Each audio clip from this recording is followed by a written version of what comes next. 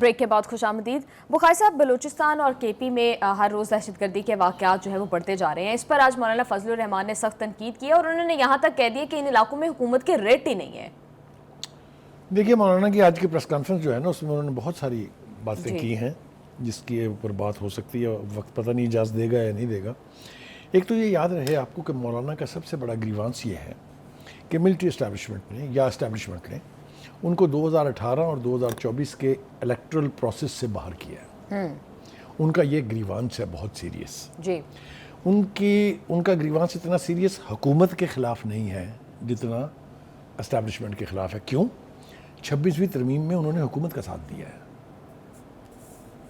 ٹھیک ہے جی۔ تو کہنے کا مطلب یہ ہے کہ حکومت بے پناہ کوشش کر رہی ہے کہ بلوچستان میں جو ہر روز کی دہشت گردی ہے اس کو ختم کیا جائے۔ ہمارے آرمی چیف جو فیلڈ مارشل عاصم منیر صاحب کا وہ بیان آپ یاد رکھیے اگر آپ کو یاد ہے، انہوں نے کہا تھا کہ ان کی 10 نسلیں بھی ہم سے نہ بلوچستان چھین سکتی ہیں نہ کشمیر چھین سکتی ہیں۔ میرے خیال سے that was a very serious statement, اور اس کے اوپر اب عمل درآمد بھی ہو رہا ہے۔ اسی لیے یہ جو حملے ہو رہے ہیں نا بار بار مختلف جگہوں کے اوپر، یہ ایک ڈیسپریٹ ایفرٹ ہے حکومت کو ڈرانے کی یا ان کو یہ کہنے کی کہ ہم بہت طاقتور ہیں۔ اس کو desperate effort, last Dutch desperate efforts قرار دیا جاتا ہے اگر آپ اس کو لا اینڈ فورسز کی ٹرمینالوجی میں بیان کرنا چاہیں تو۔ بخاری صاحب، 2009 میں بھی ہم نے ایک ملٹری آپریشن کیا، 2014 میں ضرب عضب کیا، متعدد بار ہم اس طرح کے آپریشن جو ہیں وہ کرتے رہے ہیں، لیکن دہشت گردی کا مکمل طور پر خاتمہ نہیں کر پا رہے ہیں۔ دیکھیے، میں آپ نے صحیح سوال اٹھایا ہے۔ 2-3 بڑے آپریشن جو پہلے ہوئے تھے جن میں راہ نجات تھا سوات میں، سوات کلیئر ہوا تھا کیونکہ مکمل قبضہ ہو گیا تھا سوات پر، آپ کو یاد ہوگا۔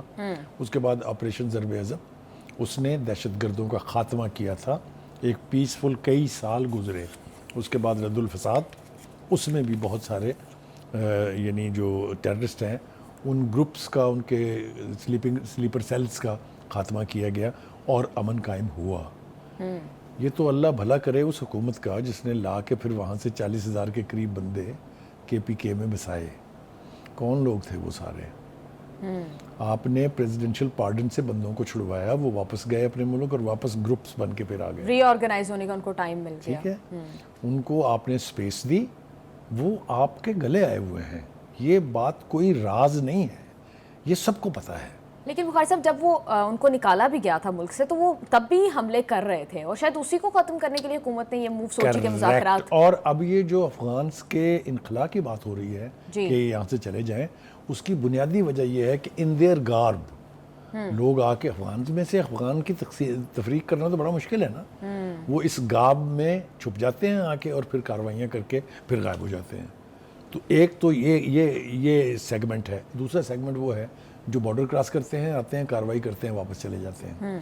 اب اس کا سدباب کرنے کے لیے جو ہمارے انٹیریئر منسٹر گئے تھے، ان کی وہ ملاقات جو اپنے کاؤنٹر پارٹ کے ساتھ ہوئی کابل میں، وہ بہت مثبت فیصلوں پر منتج ہوئی ہے، اور یہ اب طے ہو گیا ہے کہ ان کو نہ وہاں سپیس دی جائے گی، نہ ان کے پاس اسلحے کی اجازت دی جائے گی، اور پاکستان کے بارڈر سے انہیں دور کیا جائے گا۔ لیکن بخاری صاحب، وہ اس طرح کے وعدے تو پہلے بھی کر چکے ہیں۔ میرے خیال سے وہ جو چائنا کی ملاقات ہے نا، اس نے صورتحال کو بدل دیا ہے، اس لیے کہ اب تو باتیں ہو رہی ہیں سی پیک کا حصہ بنے گا افغانستان۔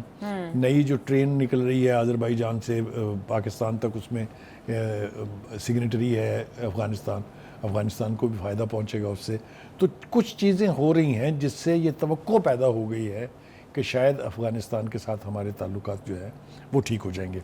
آ جائیے مولانا فضل الرحمان صاحب کی طرف آتے ہیں۔ انہوں نے بہت سارے اپنے کارنامے کہہ لیجئے یا جو چیزیں انہوں نے کی ہیں وہ آج جتوائی بھی ہیں۔ انہوں نے کہا ہے کہ دیکھیے، پاکستان میں دینی مقاصد کے لیے اسلحہ اٹھانے کو غیر شرعی ہم نے قرار دیا تھا۔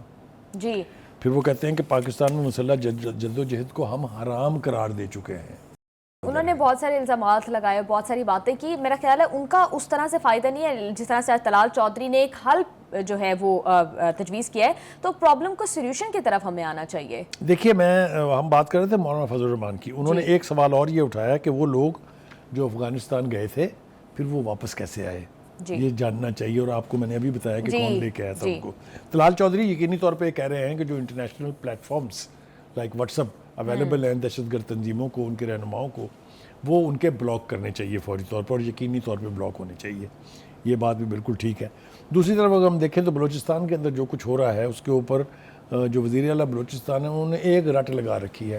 ہم 1 انچ زمین بھی نہیں ان کو لینے دیں گے، لیکن وہاں بار بار واقعات ہو رہے ہیں، ان تک ابھی گربان تک ان کے ہاتھ نہیں پہنچا. جی بخاری صاحب، sorry to interrupt you, programme کا ٹائم ہو گیا ختم. ہمیں دیجیے اجازت، آپ سے ملاقات ہوگی انشاءاللہ کل. اللہ حافظ.